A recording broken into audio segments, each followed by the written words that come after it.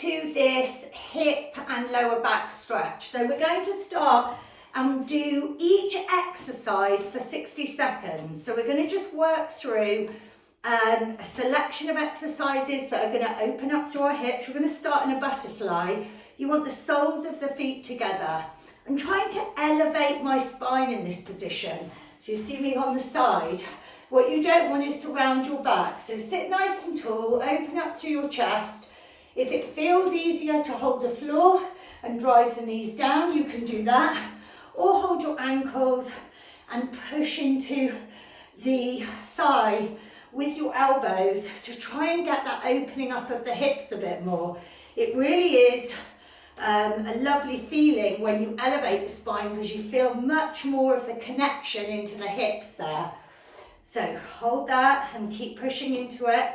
Keep breathing through it. Remember, each exhale is getting deeper into the stretch. And then we're going to go straight into a happy baby.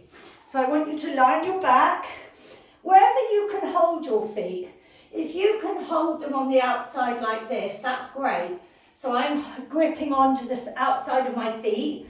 I've got my knees slightly bent, and I'm driving my feet into my hands. If you can't hold there, you can hold the inside, or you can even use a strap or a dressing gown belt. And I like to do a little roll through my back. It's tiny, the movement, but it kind of massages my spine a bit in this as well.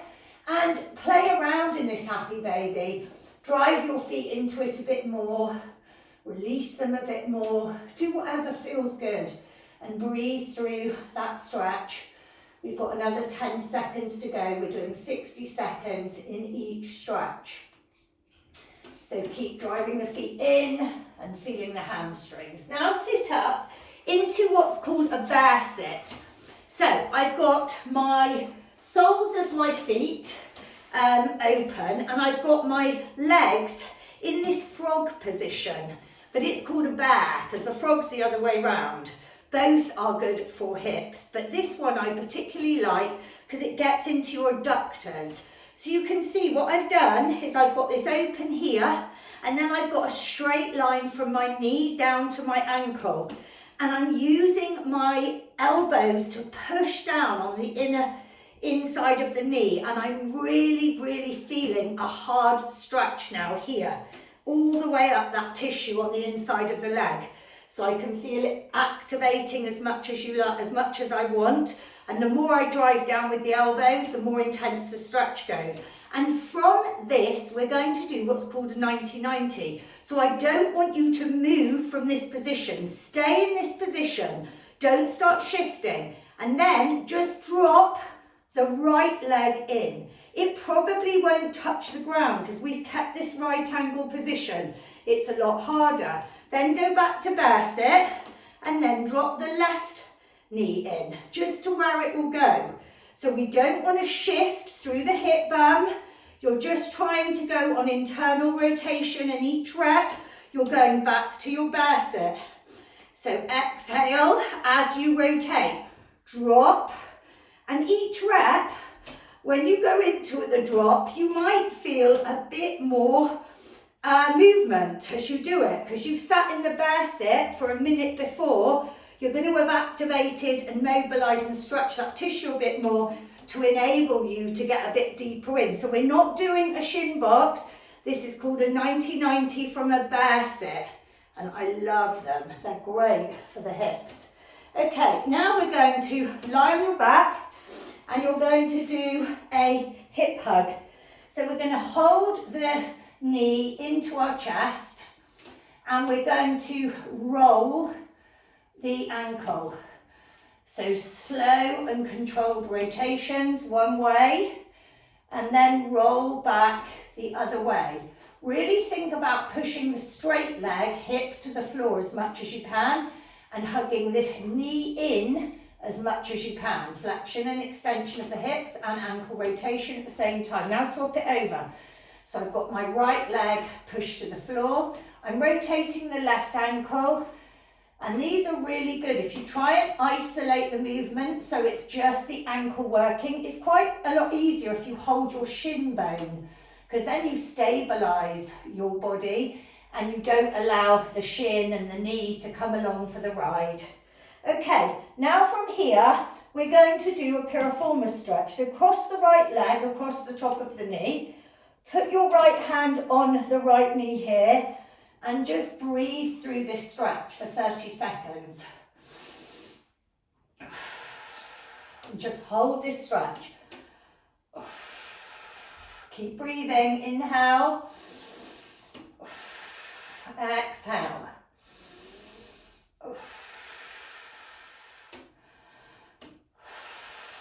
Other side, left leg across the right knee.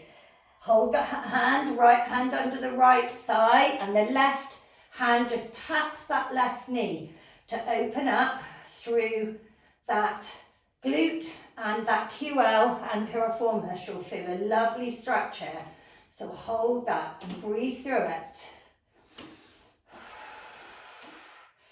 Now, our next stretch, I want you to put your right leg straight on the floor. I want you to open your arms, and then I want you to exhale as you drop the left knee over the top and look away from the legs. So you should be feeling a lovely stretch, intense, through your lower back, your QL, that position where you get tight just above your butt cheek in your lower back, and through your thoracic spine. We're getting a really, really, really intense back stretch here. Okay, now swap it over. So left leg straight, right knee bends, and exhale, drop the right leg over with a breathe out, and then look back behind you, away from the legs.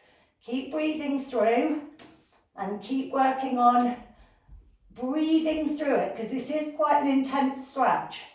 And I quite like holding the leg that's crossed over with my other hand and just getting a bit more of an intense stretch through that QL.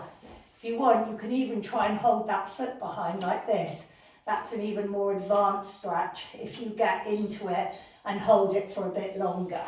Okay, what's our next stretch? We're going to go into a straddle and hold this straddle here.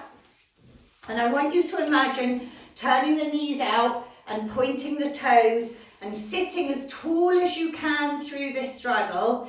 And then you're going to just reach the right arm over for 5 reaches with an exhale on each one. This is 3, 4, and 5. Now the other side, left, 1, and we're going to side bend. I'm not closing down my spine, I'm opening up the side. So reach to the side. Now sweeps, reach to the left, sweep across the floor to the right and sit up. Reach, sweep and sit up. Exhale.